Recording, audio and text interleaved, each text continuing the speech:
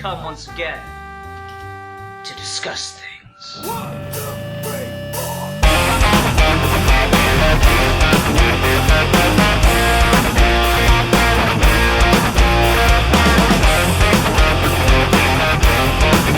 Well, you can tell by the way I use my walk, I'm a woman's man, no time to talk. Music loud and women want to be kicked around. Since I was born, and it's alright, I don't care. You may look the other way.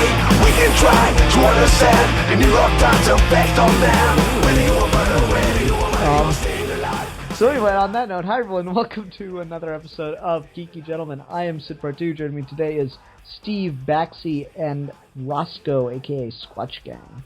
Hello.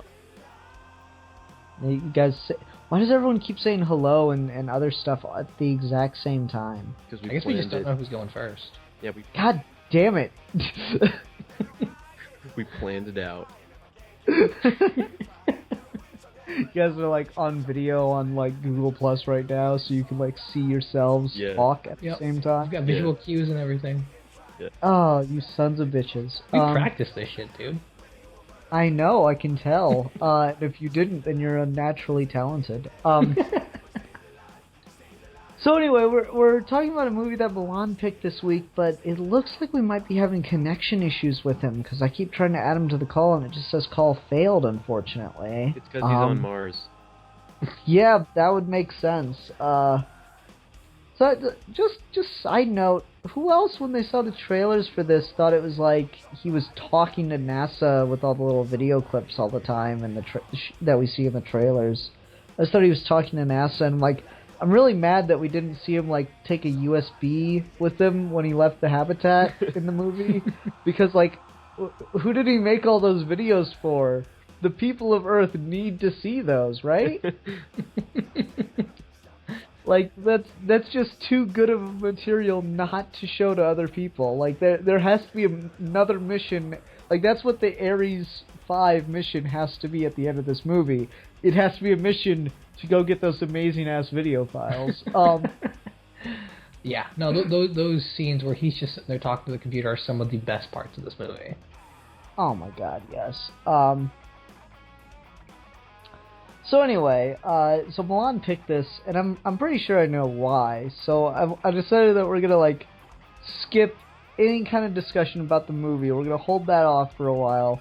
We're just gonna talk about the reason Milan picked this. Since he's not here, I'll give a brief summation of his argument, and someone from the crowd here can go ahead and decide who wants to make a better argument for it. Milan picked this because people need to go to Mars to continue the race, because it's important, because it's something that needs to be done. That's why Milan picked this fucking movie. Who wants to champion that argument? No one? So I wish I had a sound effect to pad. So he's picking this movie because he believes that more people need to go to Mars? Is that that's what you said? He's a big advocate for space travel, and he's we really need to do missions to Mars and all that stuff, and he wouldn't let it go last week, even though I kept telling him to let it go. And so when it came time for him to pick something, he goes, The Martian. Okay, I'll be devil's advocate for his argument. Okay, so I was watching an interview with Neil deGrasse Tyson recently, and he made a great point that someone one time asked him, why is it necessary for us to understand the laws of physics that could possibly exist in alternate universes? Mm-hmm. And he's like, well, why would you ever need to know that in your day-to-day life? How would that ever help you? Blah, blah, blah. And he said, okay, well, look back and say, okay, perhaps you live in a cave, and you're a caveman, and you live in a cave, and you have your food, your shelter, your water, your fire, it's all there, and you are completely content and you can survive. But then one day you look out and you see a mountain, and you wonder, what's on the other side of that mountain? And you're completely content and you can live your life being where you are. It's not until you explore and find what's beyond that mountain that you find out why you would necessarily need it. Gotcha. So perhaps there's some better, more useful item that would improve the quality of life behind that mountain, and you don't know why it's so useful or why you should want to acquire it until you've done it, until you've found it. The same thing could apply for Mars and just space travel in general. Maybe there's something that we will learn from traveling to new planets that we don't know why it's necessary yet, but once we do, we potentially will look back and be like, wow, why did we not want to find this in the first place? That's devil's advocate. That is like the best argument I've heard for space travel ever, not gonna lie. Most other people just go, well, because it would be cool. And I didn't come up with it. So don't credit me. Congrats, Tyson, man. Like, he's the man. Yeah. No, I mean, Tyson's a cool guy. Just like Hawking needs to stay the fuck up about philosophy, but otherwise he's a cool dude. Those two, like him, Hawking, and Dawkins, just stop. Dawkins it's like especially. It's like when you see a friend get drunk and then they start like texting someone that you know they shouldn't be, and you try to convince them to stop. Or like their racist tendencies come out. You didn't know that they were racist until then. Yeah, exactly. No, so like that is the best argument, and like the funny thing is, you know, you were there, Squatch, when there. Milan was having the big whole thing about space travel. When he turned into Hitler? Yes, I was there. I remember. Yeah, during History Month and everything. And like he was making a lot of really bad arguments for it, and part of that just because he wanted to show that he was. I'm going to give him the benefit of the doubt. Part of that to show that he didn't care about the consequences. The act itself was the important part to him. And I get that. I do. I'm more of a, okay, space travel, maybe it'll be great, but to go off the caveman example, we're not exactly content. There are a lot of problems. My whole thing with space travel is it would be cool to do, but it's something that I think we should honestly put off until we have until we've got shit together here on Earth. That's where I've always kind of come down on space travel, or not always, but over the last couple of years, that's where I've been at. And I would say that this movie, it doesn't make that exact point for me, but it makes something similar enough that I'm going to call dibs. That's interesting, because I feel like I read it more on Rasco's view, but I guess I have my own, like, in-between argument between both of you guys. Okay, well, let me make my point for why I think it kind of, not exactly makes my argument of solve things here on Earth first, but makes a argument that's kind of tied to that, where it's it almost makes the argument that people are more important than space travel. I think it makes that argument really, really well, and in a way you wouldn't expect for a movie that's all about space travel.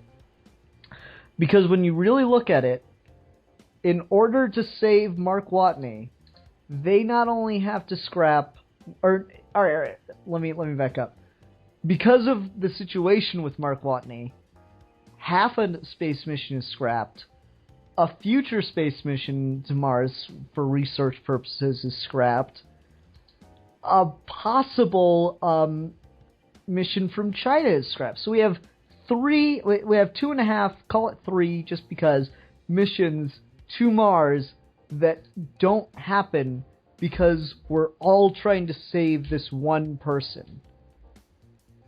And I think that's a really interesting viewpoint to the idea that people are more important than anything we could learn out there.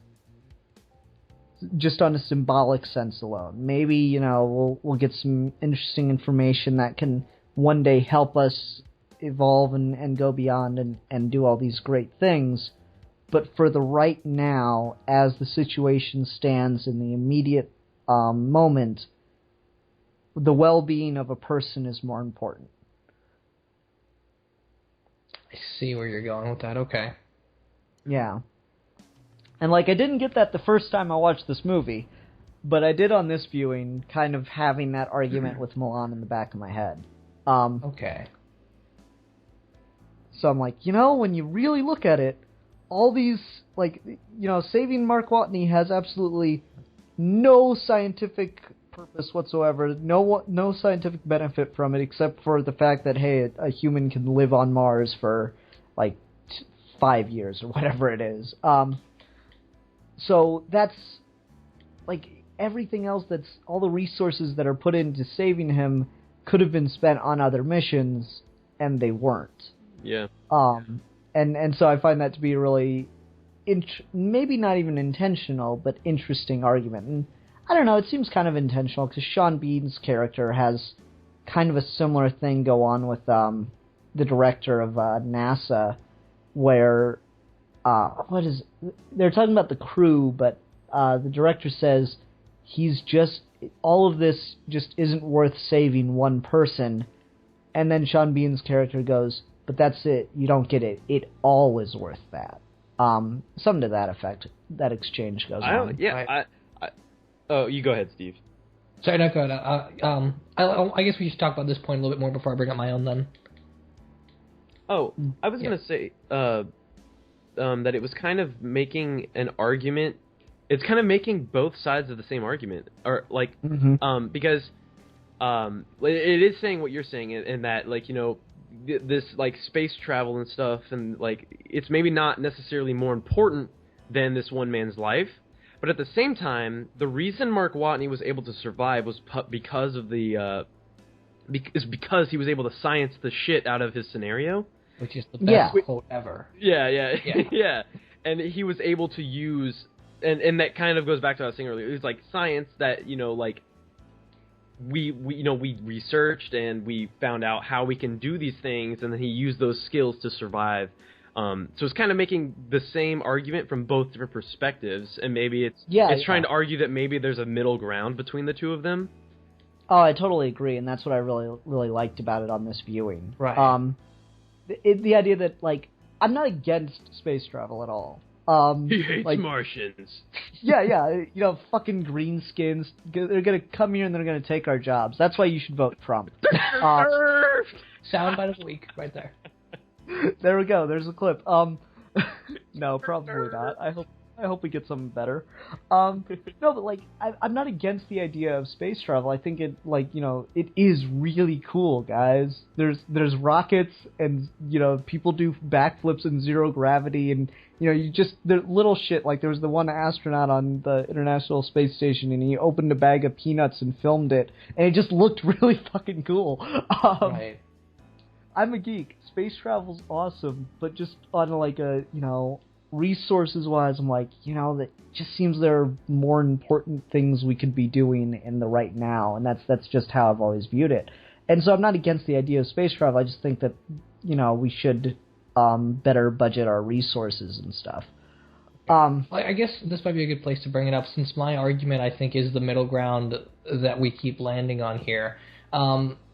This movie's written by Drew Goddard, and Drew Goddard is pretty much best friends with Joss Whedon, to the point where a lot of the Loki stuff in Avengers comes from Drew Goddard having phone conversations with Whedon. Quite a bit of Buffy and Angel were worked on by Goddard. They have a really close relationship. They have a very similar philosophy about humanism and such. So I think the part where my interpretation of this comes down to the last scene of the movie. At least I think it's the last scene. It's the very end, basically. When after all this shit has happened, he decides to be a teacher. And I think what the movie is saying ultimately is, yeah, there's lots of shit in the world, and so human life matters more than anything else, but human life also requires progress. And so if you want things to be better on Earth, maybe the best way to do that is to constantly challenge the things that are outside of humanity, and not forget the humanity that's inherent there. Basically, just more transhumanism. The idea that Mark could go through everything he did, survive it because of advancements that may or may not have been useful at the time, but then come back to the ground, literally and figuratively, and then push forward again. Basically, just a cycle. Yeah, and that raises the question of, if you put anyone in Mark's scenario, is any single person you could put in that scenario, are they as worthy of saving as Mark Watney? Maybe because, you know, you were talking about earlier, Ian, that, like, it's all worth it for this to save him, but, you know, is it if Donald Trump was stuck on Mars, is all that worthy of saving that man? Because how much you could learn from Mark Watney, and how, like, just amazing of a person he is for being able to survive what he did, makes him more of a worthy person to save in a way. I think that almost comes down to an argument, at least a moral argument, that maybe the film isn't making. Because I think you could say that Mark Watney earned his survival, and at the same time you could say that Sean Bean's character saying that it doesn't matter who the life is attached to, life is sacred because it's life. Like, just inherent value versus consequentialist value.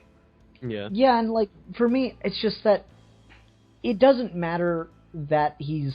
Like, the survivalist part of it is certainly important to getting us to relate to him and everything, but if he had been stranded there, like, it'd be a much more boring movie, but if he had been stranded there with, 6 years of supplies and, like, there was no danger of the dome breaking open or whatever, if it had been Home Alone on Mars, for example...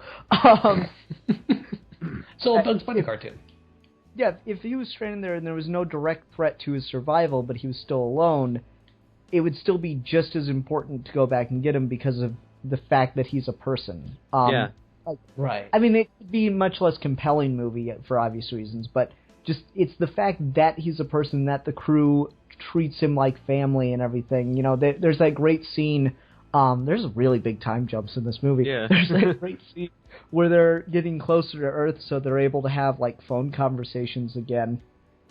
And the one guy's wife is sitting there with their child, and she says, 3 more years? You agreed to this? And he goes, he'd do it for me. And that's all he has to say. Right. Like, it's not about the fact that he's some super scientist or anything. It's the fact that they're, basically brothers. That makes it worthwhile for them to spend 2 more years out in space and all that other shit. So yeah, I absolutely love the message of this movie is very complex, and it doesn't come down one way or another. I just wanted to make sure that I brought my perspective on that, because I was so ready to go to blows with Milan over that. Right. No, I mean, that's so it's interesting, and I think that, because this is very similar to Gravity, which came out in, 2013, I think? Yeah. It's really similar to that movie, but I think the message almost hits home a lot more than that film did. And I love Gravity. I think Gravity is a great movie, but that one was so much more about just simple ideas of birth and death, and they just use space as a backdrop because it's completely alien. And with The Martian, it's very much talking about the will to live, and not only if people are deserving of that, but what comes of that almost that my favorite supervillain question of, and another very Drew Goddard, very Joss Whedon question of, what has the human race ever done to deserve being saved? Right. I think ultimately that's a lot more interesting. Again, Gravity's not a bad movie. I love Gravity. It's just, I think this is more complex than that. Yeah, and I think this certainly benefits by showing that it's not all just one person. Right. It's this giant collective effort that everyone is doing to get him home. Like, that's the thing. Mark Watney isn't surviving to, be able to get off Mars on his own. He's surviving till he can be rescued. And he has faith that he's going to be rescued. And it's great that he starts the movie with, here's all the reasons I will die, and now I won't. I love that scene where he's just kind of alone, and you can tell he's really thinking about, will he make it? And he just has that I love that line, I'm not gonna die here. Yeah.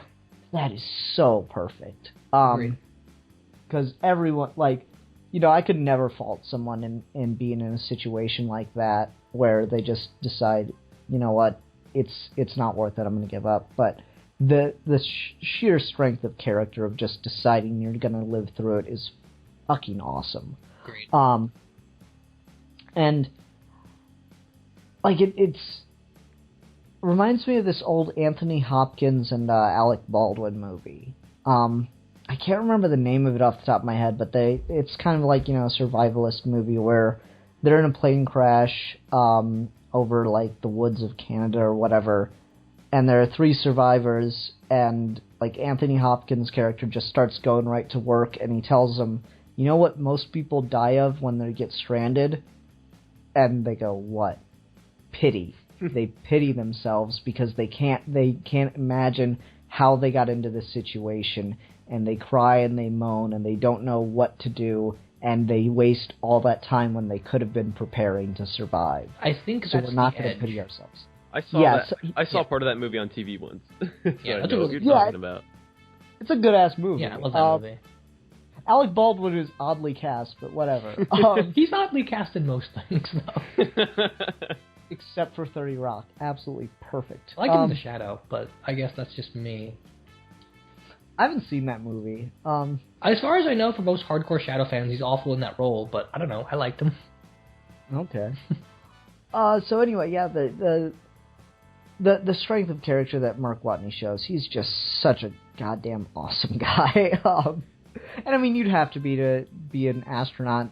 Like, you know, those are all extreme personalities and everything, and they want to do it, and you know, that's just how the system is right now. So, and I mean, I guess while we're here, we should maybe address just Matt Damon in general as Mark Watney, because the fact that most of his acting is basically making vlogs.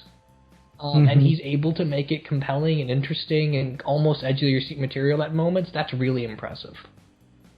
Yeah. Especially because you can't just have a character spout out exposition and then do like 67 different cuts and a whole bunch of different angles to make the video look more dynamic. He's just sitting there talking at a camera for a majority of this movie, and it's compelling. Yeah. Certainly, and it's all in just the humor. The humor is so fucking good in this movie. And that's what's so shocking about it, is that it's a Ridley Scott movie, and Ridley Scott doesn't direct movies that are typically not serious, brooding, darker films, typically. And again, that's a Goddard thing, that's a Whedon thing. Yeah. Goddard was originally set to direct the movie, but he turned it down because he thought he was going to make Sinister Six. That's kind of Goddard's career in a nutshell now, where he thought he was going to do Spider-Man, and now he's doing nothing. But no, I mean that's a classic Whedon Goddard thing, where you do these really dark story bits of moments, like where everyone's at NASA sitting there talking about how what the hell is Mark Watney going through, and how horrible this is, and how bad everyone feels, and how this is an impossible situation, and then it just cuts to him complaining about disco music. Yeah. Right? That's totally what Whedon does in things. That's what Goddard did in, what's it called? Cabin in the Woods. I love Cabin in the Woods.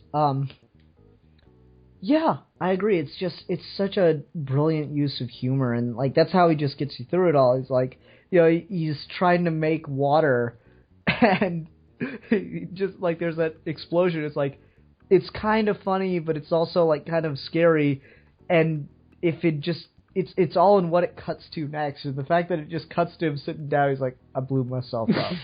I'll try again when my ears stop ringing. No, I will not turn the beat around. I refuse to. Unfortunately, all of the disco music survived. It's a really quotable movie, and that's not something Ridley Scott does, like you mentioned before, Asco. Yeah. I saw this. It's a Ridley Scott movie because it just doesn't feel like it. You know, I know, and like it's the perfect movie to like refresh Ridley Scott in like the public eye. Yeah, because he hasn't done anything good since Kingdom of Heaven. That was like 10 years ago at this point. Yeah, like people had really kind of not turned around in him, but like it had really lukewarm reactions to the past, to all of the movies that he's, you know, I'd say lukewarm to like bad reactions to the past movies that he's made in most recent years. And like in my mind, like I saw this, I was like, oh my god, see, this is why I love Ridley Scott. Like, and I can't even say that because like this is not what I typically like Ridley Scott for making, but it's awesome. It's like Ridley Scott reinvented himself making this film. Yeah, I mean, it's exciting because not only is it stuff he's never done before, but it feels like he really enjoyed himself making the movie, which is not something I've seen him do in a while. Like, you listen to interviews with him for The Martian, and he sounds like a kid again. And then you compare it to stuff like when he was talking about, like, Robin Hood, and he's just kind of like this old dude, and he's kind of bored, and he just says, well, I did this, that, and the other, and can I go now? Yeah, and he has a completely different attitude, it seems like, about himself in general at this point, because he's notorious for being, like, horribly accepting of criticism of his own films and himself as a director. He has such a history of that, and I saw him in an interview of The Martian. They asked him about, he was talking about Prometheus 2, Paradise Lost, or what, it's changed its name already. Alien Coven, I think, now. Yeah. So he was talking about that. And he willingly brought up this himself, saying that he thinks the reason that Prometheus was so not, like, people didn't really like it. It was generally kind of like a mediocre film in terms of the public consciousness. He was talking about how he was actually explaining, like, he was criticizing himself. He was saying, like, he thinks that movie got too far away from him, and he tried to make it too much of what it actually was, that he tried to make it too much more than that. And he was actually talking about himself critically. It was like a completely different person. Yeah, and I mean, where else am I going to be able to use this joke? There's a great Joss Whedon interview where someone asks him, "What do you think of Prometheus?" And he just says, "Well, we all love Pro-meaningless." But no, you're right. I mean, Ridley Scott is kind of defensive, and not in a bad way, like some directors are. Not like Orci and Kurtzman, where they just they bash the hell out of people that don't agree with him. Ridley Scott is just more of he's a perfectionist, and so he takes it personally when he makes something that people don't like, because he tried his best to make it perfect, and he gets really angry about that kind of stuff. And he doesn't very often discuss his mistakes, because his shooting practices and what he demands of his actors tend to be where all that aggression gets worked out. But it seems like he's kind of relaxed again. Like, he's kind of rediscovered what making film is about because of this movie. Yeah, speaking of, the way he treats actors and stuff, and, I still think it does feel really Ridley Scott, just on, knowing some of the background stuff. Very little, mind you, but some of the background stuff I do. There's that scene where Donald Glover's character is introduced, and I thought he'd play a bigger role, but whatever. And he, gets up and, gets up and, falls right on his ass. Yes. That actually happened, and the dude just kept going in the scene, and that's just the perfect kind of thing where no other director would very few directors would let that get by. Yeah. You know, Donald Glover just fell, he got up, stayed in character, went and did his thing, and then he talks to Ridley after the take's over, and Ridley goes, "That's the take I'm using." Oh yeah, that's such a Ridley Scott thing. Like in Blade Runner, I'm pretty sure the Tears and Rain, that monologue. That's an improvised monologue, I believe. Yep. Parts of it are ad-lib. Yeah. So stuff like that, that's such a Ridley Scott thing that he's kind of known for that, or messing with his actors, not telling them what's gonna happen, and then he gets their raw reactions and stuff like that. He's just a neglectful director. Yeah. That's just the average day on his set. He's not doing it intentionally. He's just a neglectful bastard. Yeah, and importantly, all of those examples, it's always a serious scene where he wants a genuine reaction, and here it's just comedy.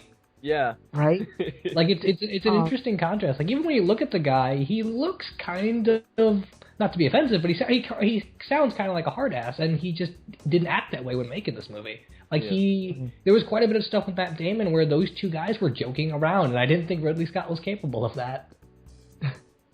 Yeah, and Ridley Scott, just look at the movies he's done. You can tell he probably really enjoys science. I think that's another big thing about another big reason why this was such a perfect choice for a movie for him to direct, is that this is such a pro-science movie, and it's making science cool. And right, yeah, and Ridley Scott's the perfect guy to make that cool. It's just this weird thing where it's you wouldn't see this script and go, "Oh, Ridley Scott's the guy you got to get for that." But when you see it, and then you see Ridley Scott has such a way with atmosphere, and making you feel like you're on Mars, and making every little thing interesting while having a movie that could very easily be extremely boring. That's a kind of a Ridley Scott classic type of thing where he'll take something that could be really dull, and at least in my opinion, always makes it very atmospheric and holds you and immerses you all the way through, pretty much. Yeah, I would say that beyond the atmosphere, what really helps this movie from being boring is the way it's paced and cut together. Yes. Because, I really enjoyed Gravity too, but I remember when I walked out of the theater seeing that, I heard people behind me saying, "It's Castaway in space." And, and so people got bored with it, and, with as much shit as went down in that movie, I don't know how, but they did get bored with it. I've not heard anyone say that this movie is boring, and I think it really helps the way that it's cut together, because anytime that it could potentially get that way, we either have a big time jump to the next really interesting thing, or we go to Earth and see what's going on there. Right. I mean, at 140 minutes, it's a decently length movie, and if the fact that no one gets bored is pretty good. I mean, especially considering that this isn't a movie with like action scenes per se. There's a couple of explosions. The finale is kind of it's a little bit over the top. Like a sports movie. That's my biggest criticism when we get to the finale. Is like there's just stuff where it's kind of just ignoring science there, but whatever. What, the Iron Man moment? Well, not the Iron Man moment. I mean, the Iron Man moment's there, but the other thing just being that you cannot be that skinny and then survive the space travel you're about to endure. Fair enough. I mean, like, there's stuff like that, but the fact that the movie is just held together by nothing but intense conversations about a subject that most people know nothing about, and no one's getting bored. It's like a Bill Nye the Science Guy video. Exactly. With a narrative. Exactly. Like, it's got that kind of energy. Yeah, because, I mean, it's the characters and the science that holds your attention. Exactly, and you don't have to understand it. It's just a matter of, like, they make it convincing, and you understand the implications of it, even if you don't understand the process. Yeah. Gotcha. Yeah, I thought it was just so well done, the way it's all cut together, and, like, you know, just that... I'm trying to think how to put this. The way it's paced just works so well because every time things start to slow down, there's something going on that just holds your interest. Right. I'm trying to think of, like, a specific example because, like, I don't know. Someone else take the reins. I'm drawing a blank right now. Well, I think there's a point where everything goes a little bit too well for him, and not as a bad way, but like, you know, his plants are growing, he's just got a whole like new heap of potatoes, there's a rescue mission, everyone's kind of, everything's just coming together really well, and then the crops blow up, like his station blows up, and everything is lost. And it does a really good job of jumping between those two moments where you're really, really comfortable to, you're with him when he's in the rover and he just has a breakdown because he lost everything. Certainly, and then you get a very similar feeling when the resupply rocket fails. Yeah. And I could see people making the criticism of it's a little bit too convenient that everything that can go wrong actually does go wrong, but I'm okay with that because it's about survival. So there have to be unrealistic odds to a degree. Yeah. Yeah. I don't know. Like the one that just got a little bit too much for me was the tarp falling off the thing. Because it seems like they would have come up with a more clever way to secure that than, you know, bungee cables. That's fair.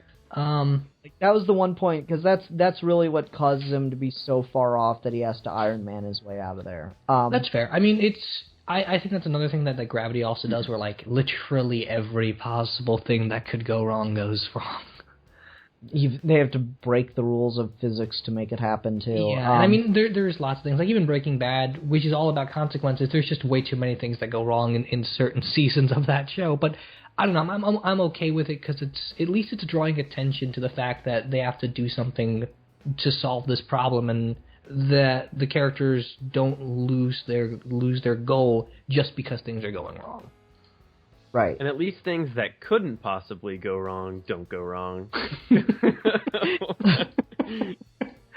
Yeah. Well, I mean, I suppose not everything that could go wrong goes wrong, because, I mean, he does breathe throughout the entire film. That's true. He's never out of air.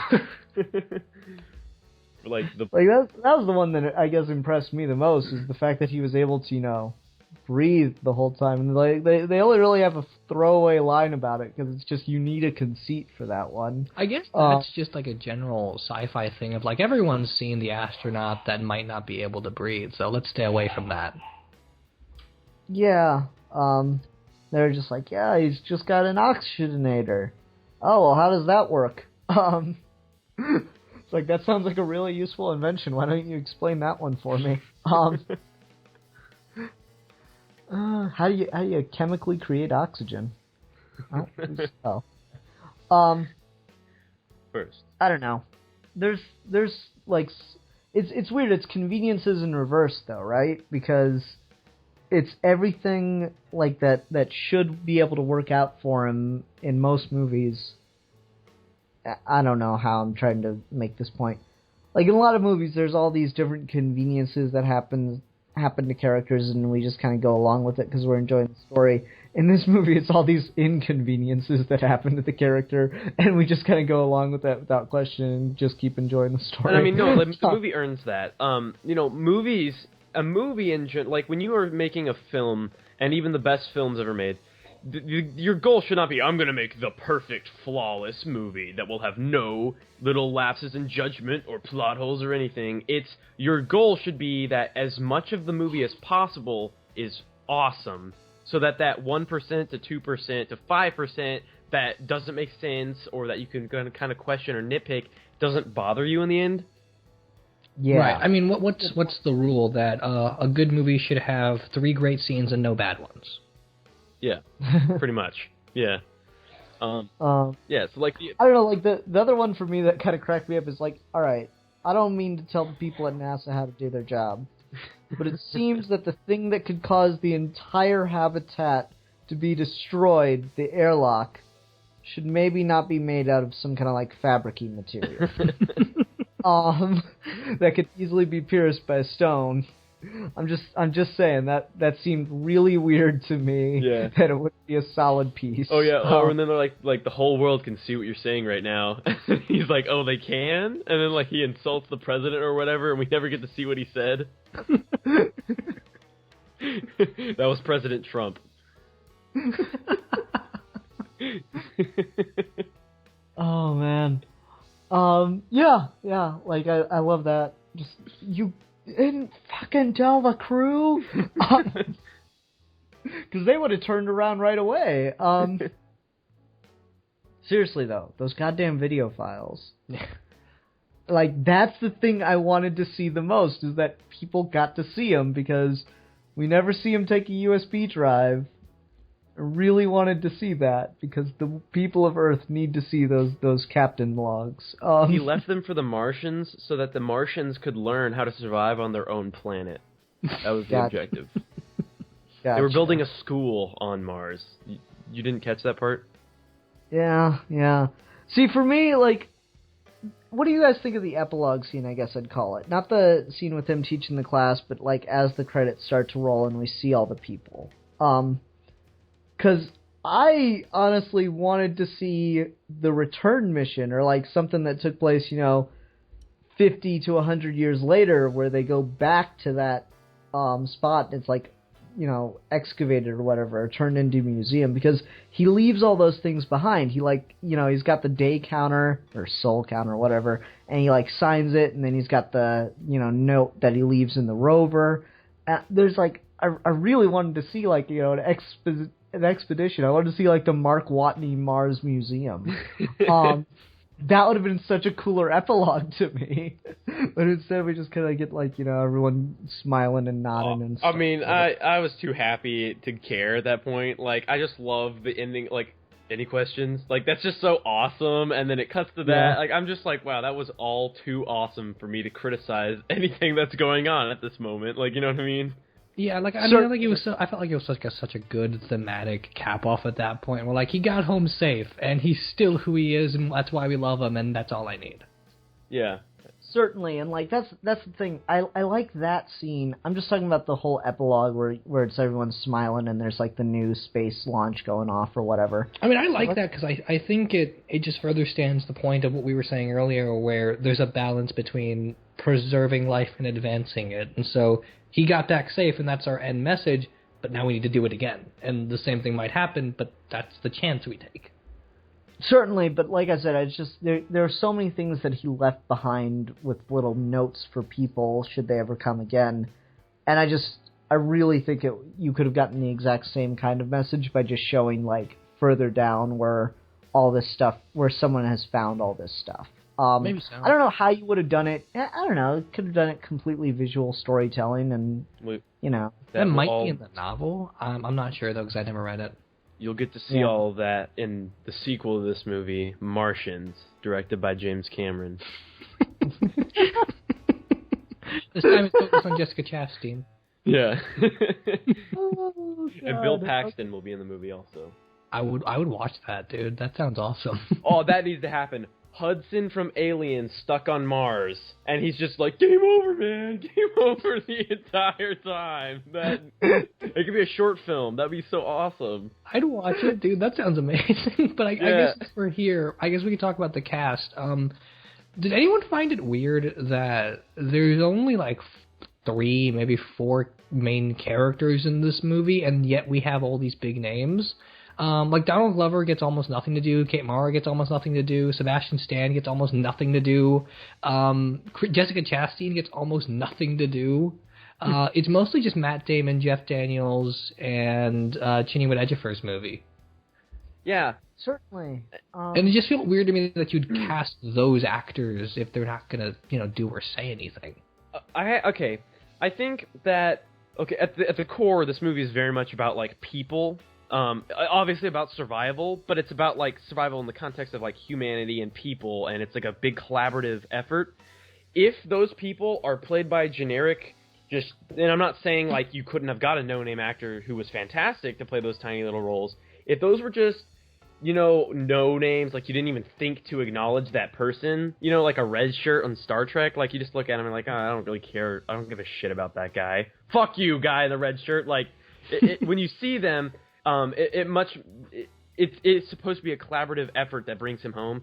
You have to have every single person feel like a real person in this movie in order to get that message across, I feel like. But I feel like we do that effectively without big actors. Like the person that it plays, the guy in charge of constructing the rockets, I think his name is Bruce, but I don't know the actor's name. Like, he felt like a character. He felt like a person. He had only maybe 2 scenes in the movie, and I didn't need him to be a big name. I guess the problem is just when you cast someone like, say, Jessica Chastain, then just as a moviegoer, you expect her to have a bigger role. And I feel like you can get the same message of a collaborative effort without attaching a name that makes an assumption greater than what the movie's providing. Gotcha. I think part of it's I'm going to call it the Nolan thing, though he got it from Donner. Yeah. Like, Nolan, in an interview, talked about how he wanted to make some of his Batman films feel like the Donner films, in that they were just so big because they had these huge name actors in relatively small or supporting roles. And so I think that's something that's really catching on in Hollywood right now, is just have the biggest names in all the main roles as possible, so that it makes your movie feel bigger. And I guess that's fair, because I mean, look at some of the stuff that's come out recently, like The Revenant, like Hateful Eight, like The Big Short, where you've got like these 5 to 8 like top billing actors all in one movie together. Mm-hmm. And maybe 2 of them are main characters. And I'd almost like them to go.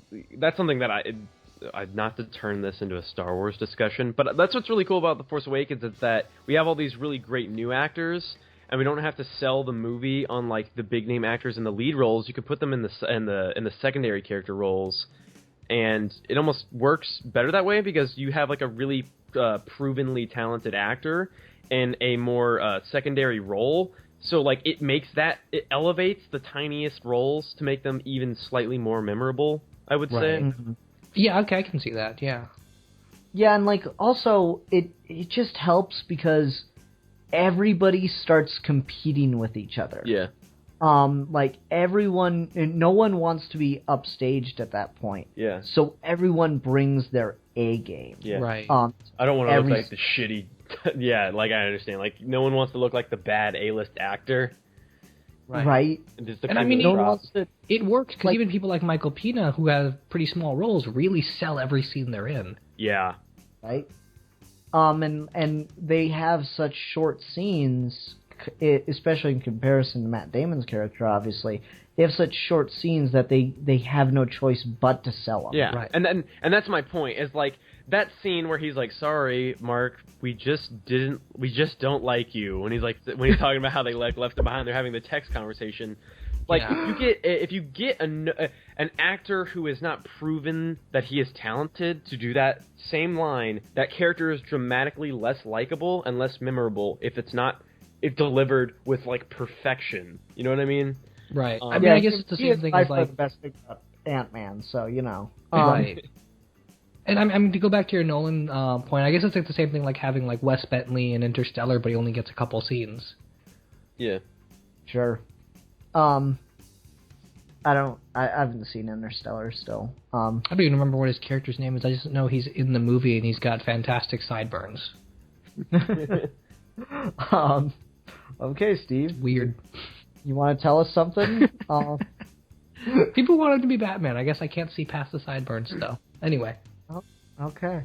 No, so like the acting in this, it's just everyone's doing their best, and that's just part of the fun of watching some of the stuff with these huge name actors all in the same movie at the same time, because like they all know it's Matt Damon's movie, but goddamn if they're not going to try to be the second person you think of. Yeah, and I mean I think Kenny Edgefer does a fantastic job all the way through. Like he's really into his role. You forget who he is for a while.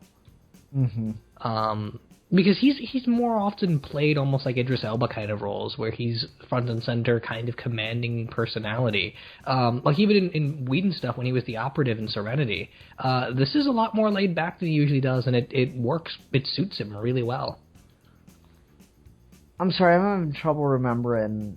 Is that the guy that's like the director of NASA that you're talking about? No, he's the guy that's arguing with the director of NASA, the guy who's in charge of all the Mars missions. Gotcha.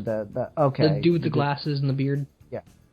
Yeah. Okay. Because like, his name I know is, Sean Vincent. Yeah. Okay. Yeah, he does a great job too. I really love everybody. Like, there's that scene where he goes, "Do you think he means it like, are you kidding me?" Or like, "Are you kidding me?"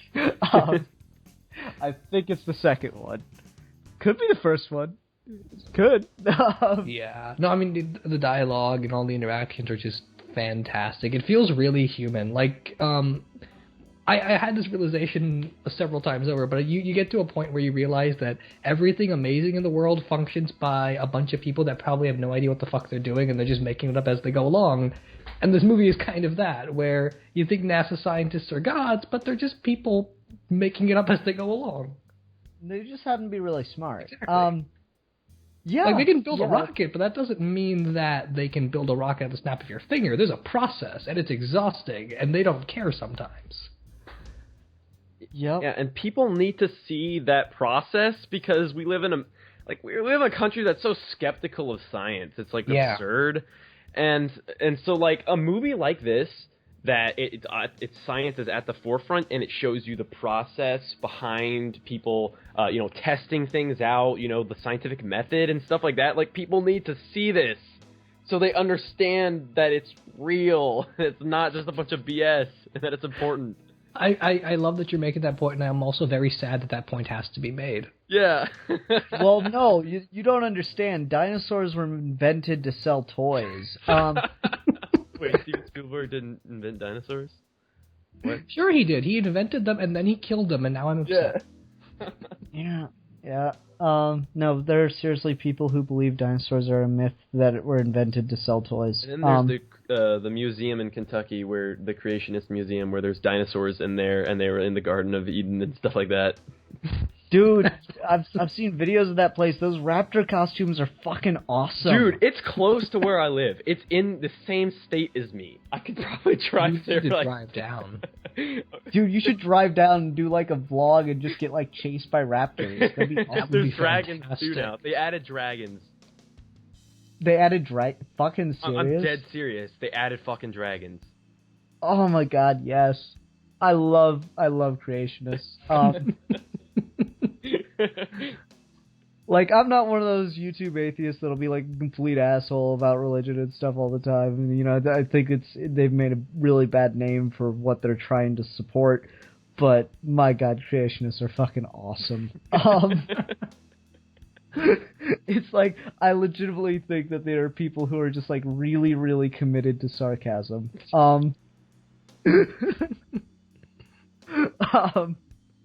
Because I have that much faith in humanity that I don't think people could be that stupid. But if Trump gets elected president, then, fuck moving to Canada, I'm joining ISIS. And what are you kidding about? He's going to make America great again. It'll be fantastic. Yeah, if Trump becomes president, that's proof that there is a God and that he hates America.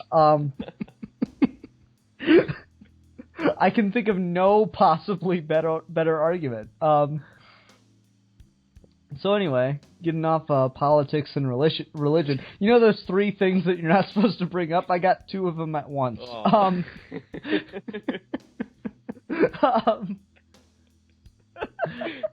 Oh my God. Steve, dig me out of this fucking hole, man. Okay, so I want to mention, because I feel like, I guess I do this every video now. This is the same musician, the same composer that did X-Men Origins First Class and Chronicles of Narnia. And both of those movies I thought had pretty generic soundtracks, but I really like what he does here. It's not exactly the most creative musical score, but it's edited in really well, and the kind of triumphant music they play whenever something goes right, I don't know, it feels just alien enough in certain notes that I really appreciated. It's something I didn't notice the first time, but got to me a lot more the second time around, particularly when he's first planted the potatoes and they come out and he's kind of got like this almost montage of everything is awesome going. Yeah. Yeah. It's really subtle at times, really Philip Glass-ish. Like, he has that monologue where it's like, everywhere I go, I'm the first one there. Yeah. Yes. And there's like just little light piano in the background, so it's got a really Philip Glass feel. But I don't know if I can really praise the score so much, because so much of it is just a soundtrack. Really great music picks, don't get me wrong, but a lot of it is just other songs, so I don't know. I mean, there are moments like when he's in the rover and it's nothing but the score that I think it really works. I mean, I guess to be fair, this is a composer that does quite a few things with Ridley Scott. Like, he did Prometheus, but he's more often than not just kind of a fill-in sort of music guy. Like, he's done every big commercial movie there is, basically. Like, he did the Total Recall remake, he did Black Hat, he did Equalizer. This isn't exactly a big-name creative guy. He's no Hans Zimmer. But I guess in that way, I really appreciate some of the effort he puts into the notes. Like when Mark's just sitting in the rover and there's kind of the generic Journey music, but it's a little bit lighter. It's a little bit more techno in places, and I think the subtleties of that are really interesting, especially when you mix in the Ridley Scott directing and you see like this vast barren wasteland, and the music gives it more energy than the visuals can necessarily provide. Mm-hmm. Yeah, I'm really curious how they shot some of this stuff, because, you know, it looks like what I think Mars should look like, even more so than Watchmen did. Right. And I'm just like, so is it all green screen, or are they shooting in a desert and then doing post conversions? What is going on? Because it looks great. Is there any featurette about that stuff yet? Because I watched quite a bit of that stuff and I couldn't find anything on like what Ridley Scott did to create Mars. Mm-hmm. Like there's things here and there about green lighting and some green screen performances, particularly with the rover, but nothing about like landscapes and stuff. Yeah. What are you guys talking about? They just went to Mars. Yeah. Stupid idiots. Of course they did. Duh. Well, like, the sweeping shots, if it's CG, it's fantastically subtle CG. Yeah, because I can't tell. If it's, like, there's no way it's models. They can't possibly do that with models. I don't think so. It might be models, now that you say it. I don't know. I feel like you could get away with it with models. The tough part would just be making the sky look right. Yeah. Maybe it's probably a mix or something. I don't know. I don't want to like make claims when I have nothing to justify it with, because for all I know, they just went out to the fucking Mojave Desert and then did a color correction on everything to make it look more red. Play-Doh. They just made everything out of Play-Doh. Well, I'm on the wiki page right now. They did go to other countries. They went to Jordan. They went to Hungary. They went to... What else does it say here?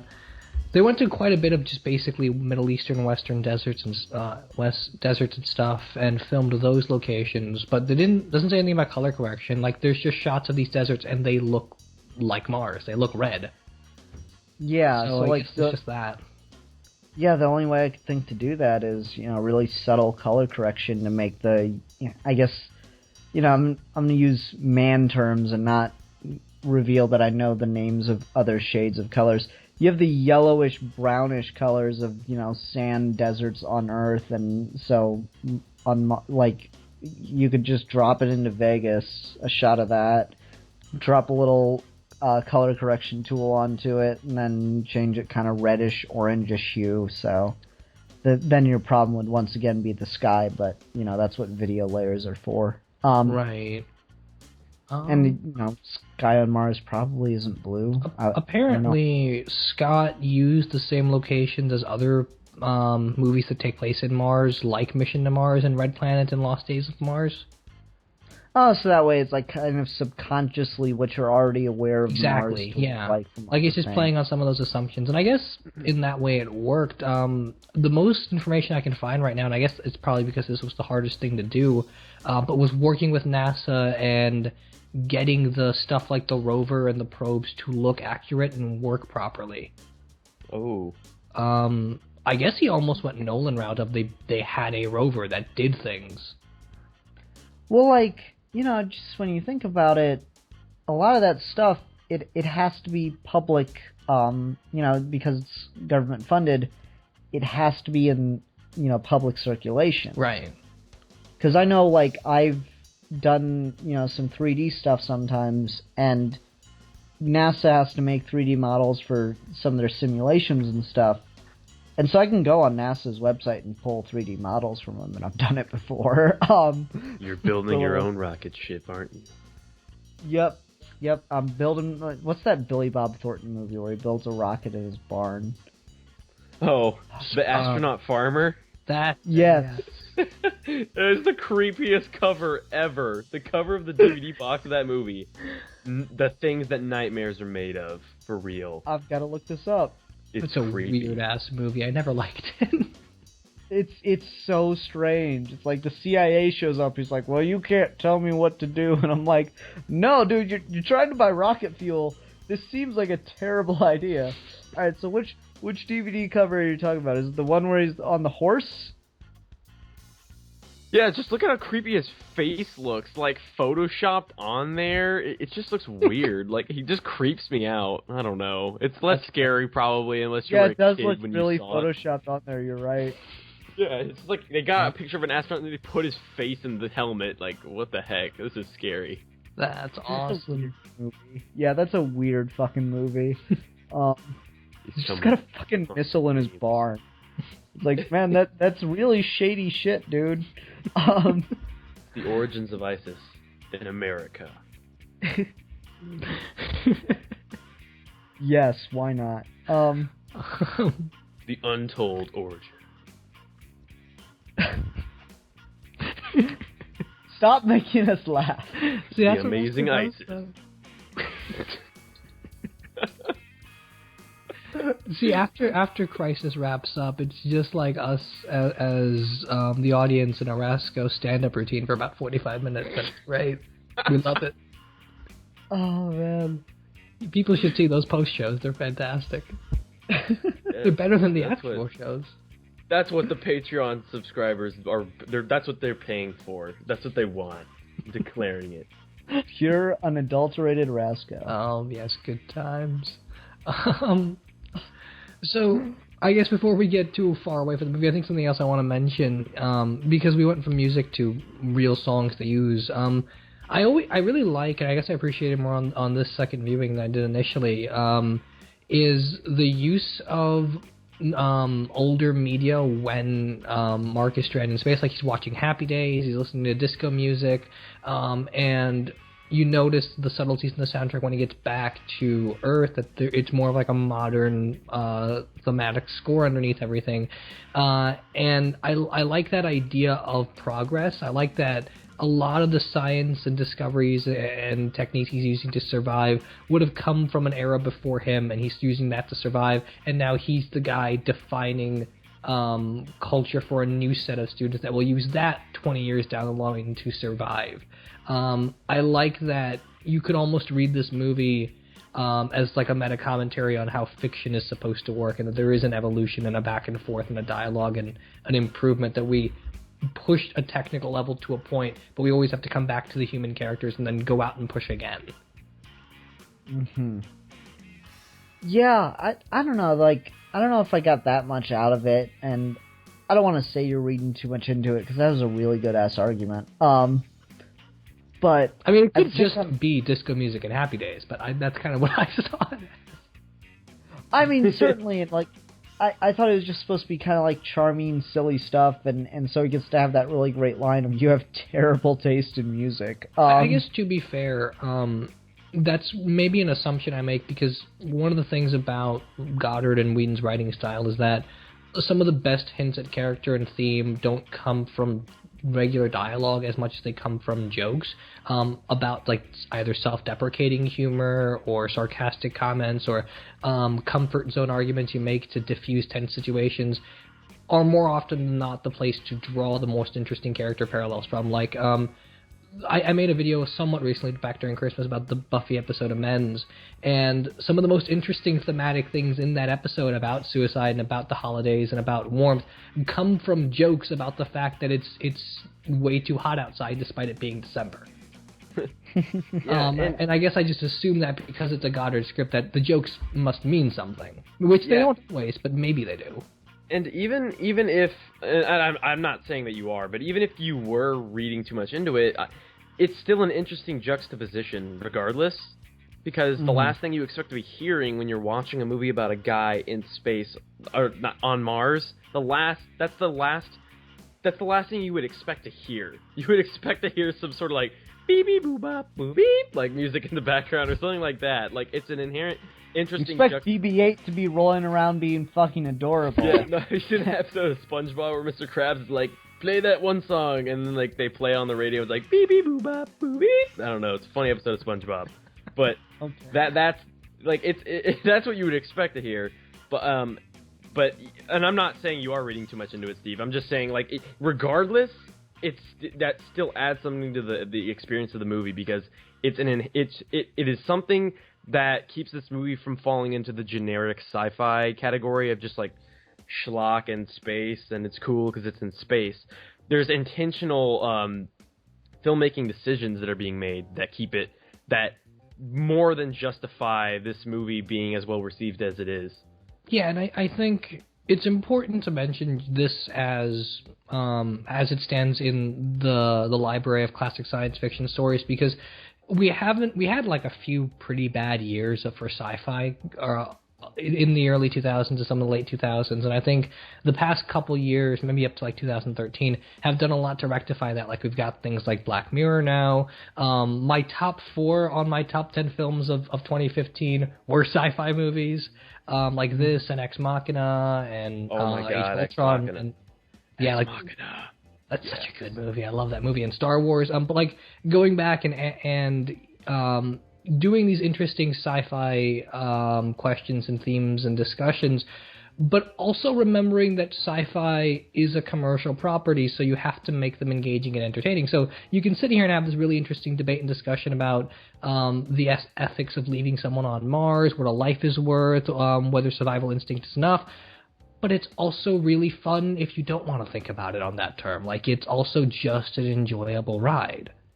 Oh, certainly. Like, my thing when I came out of this movie is, the only thing I can think to compare it to is, at times, is a sports movie. You know? Yeah. Like, he does the Iron Man thing to get out of there, and, like, she ends up catching him and everything. It's like that, like, last minute, you know, tip of the fingers football catch and, you know, random sports movie, insert title here. And then there's like when they say we got him, and like everybody in Times Square cheers and all that stuff. It's such a sports movie at times. Yeah, no, it totally is. I mean, my example would have been like, you go back to TOS, and there are certain episodes that have brilliant science fiction concepts and discussions, but it was also just a colorful action show first to the studio. But yeah, no, you're right. It's totally a sports movie, and it's funny that you mentioned that again, because on my top 10 list, this is number 4, and number 5 is Creed, which is a sports movie. Right? Creed is great, by the way. It just makes you like want to stand up and cheer for him when he gets home and everything. Just everything about that launch scene is so damn tense. Yeah. Once again, I think the whole tarp thing was a little over the top. It's like, oh, just bungee cord it down. Yeah. Really, guys? Really? And I mean, as much as I have some issues near that end, like what I said with his physique and being able to survive, him Iron Manning in space is awesome. Yeah. Like that's I don't know how much sense it makes, but it's a cool idea if nothing else. I don't know. Does that logically work? Would that happen? I have to ask what's his name? Kyle Hill. I guess that's something we'd have to look into. Apparently, Neil deGrasse Tyson and Bill Nye have talked about some of the scientific issues in this movie, but I haven't read into it too much.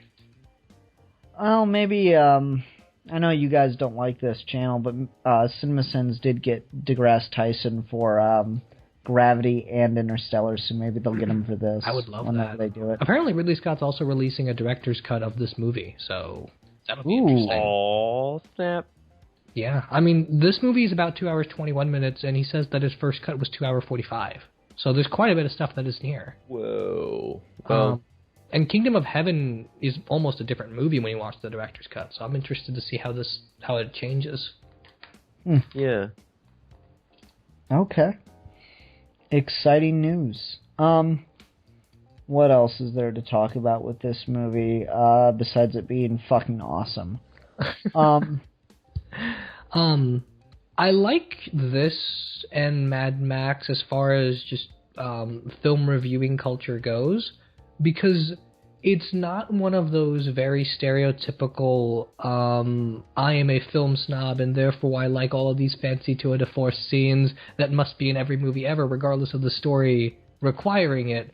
It doesn't have to be that kind of like Academy pleaser to make people love it. So you're watching this and Mad Max generate all of this critical praise and all of these top 10 lists, and everyone loves it. And I don't know. I feel like these kinds of movies are making film more enjoyable for a lot of people. At least more so than it has been for a while. Because I didn't think 2015 was necessarily a good year for movies. I thought 2014 was a lot better than what we got this year.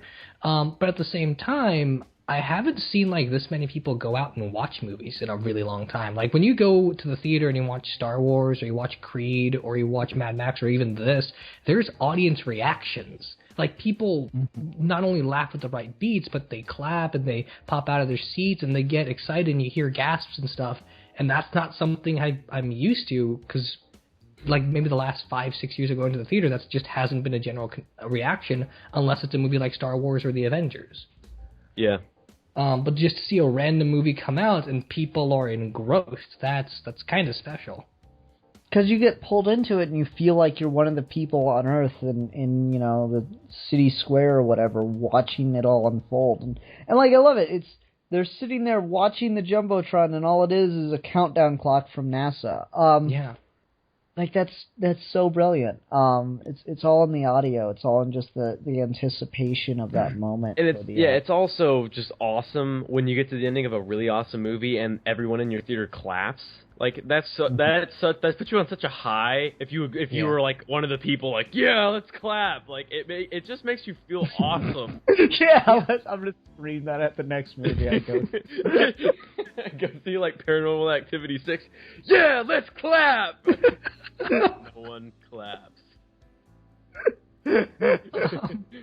I mean, like that kind of stuff always excites me. Like, I feel like if I watched Creed by myself, I would have thought it was pretty good. But just the fact that I saw everyone give the movie a standing ovation kind of bumped it up in my mind. What's that? Is it what's the one where it's like Charlie Sheen and it's the baseball team and they're kind of like they're the Indians or whatever. What's the name of that movie? Okay, well, spoilers for this movie. Major League. Major League. Yeah, there we go.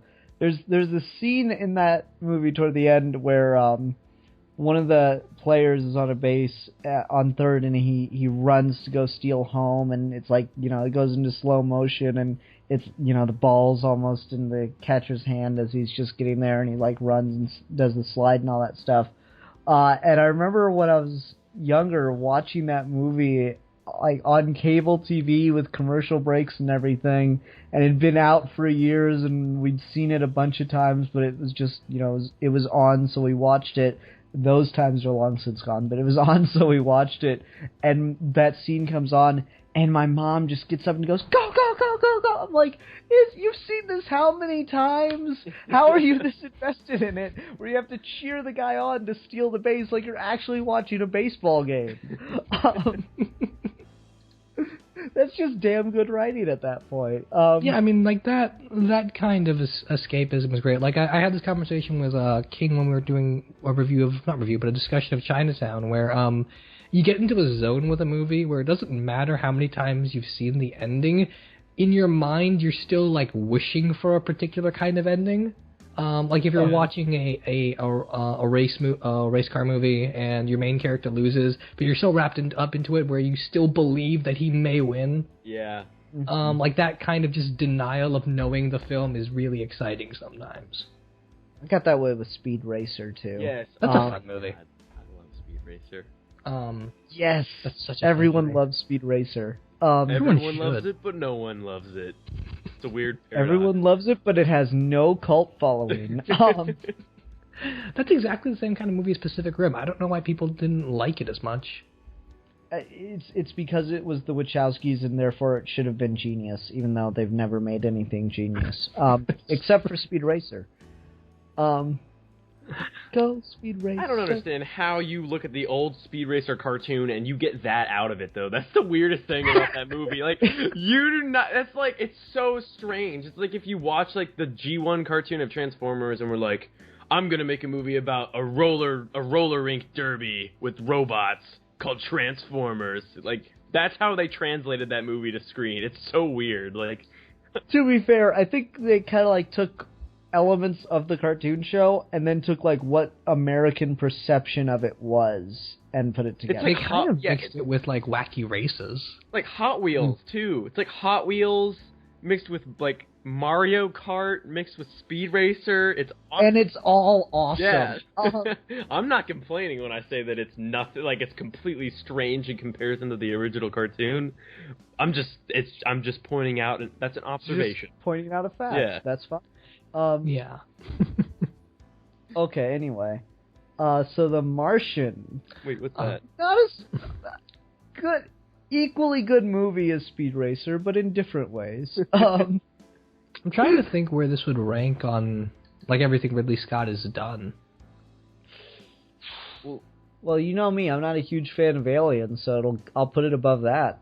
Well, yeah, for me, like, like, if you ever ask me, like, what my favorite movies are, depending on the time of, like, the year, it'll be either, like, Alien or Blade Runner. Or Blade Runner's never going to get topped for me. So, for me, I'm going to say right now, I'll say Blade Runner, Alien, then The Martian is what I'll say. Oh, okay. But those are, like, you have to understand, for me, that is so, like, ridiculously high on my list. Like those movies are, it'd be incredibly difficult to ever top those movies for me. Yeah, no, I agree. It's tough because they're very different things. I'd probably have the same ranking as you. Sometimes it depends, because he's made other movies that I just need to be in the mood for. Like, I like Gladiator a lot, but I can't watch that movie once a year. It just depends on what I'm doing at the time. Mm-hmm. And this is the same kind of pleasure as Gladiator, I think, in some ways. Yeah. Yeah. You did Hannibal, right? Yes. Yeah, I really like Hannibal, too. Yeah, so. I like this more than Hannibal, I think. Oh, yeah, I like it more than Hannibal, but I still really do like Hannibal. Animal just has lots of technical things going for it. Like Hans Zimmer did the music, Anthony Hopkins and Julianne Moore are fantastic in it. It's shot really well. So even if the story sometimes stumbles, it's just a really easy movie to get sucked into. Yeah. I think even Gary Oldman's in it. Yeah, he's the bad guy. Yeah. He's the bad guy in the movie about the cannibal.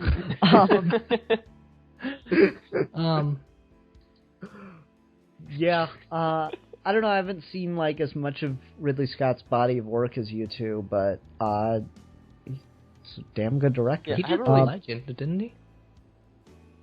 He did what? He did Legend, didn't he? The Tom Cruise, Tim Curry movie? I just literally saw, like, Tim Curry in the Satan makeup, and I now really want to watch that movie. I'd never heard about it, and I just, I was watching Watch Mojo, and they played a clip from that. I'm like, holy shit. I've seen what scenes... What the fuck is this? I've seen scenes of it. I've never actually watched it, though. Sounds like fun.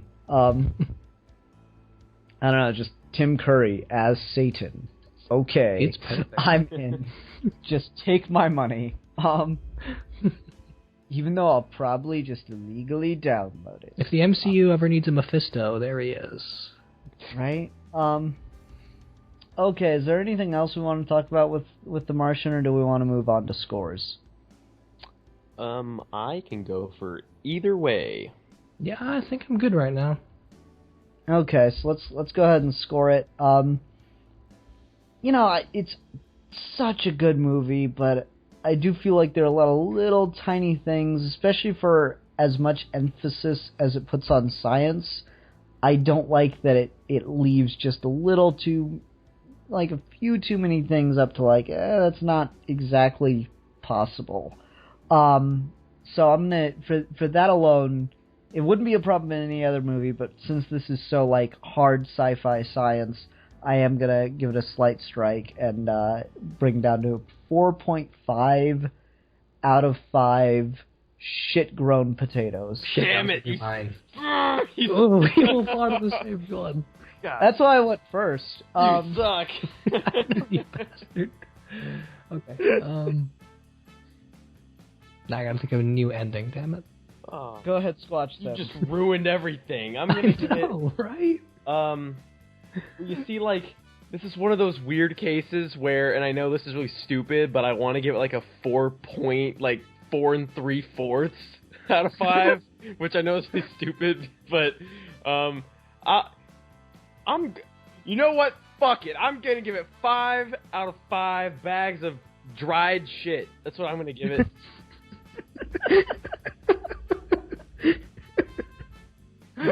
That doesn't sound like a good score, though. No, just like out of context.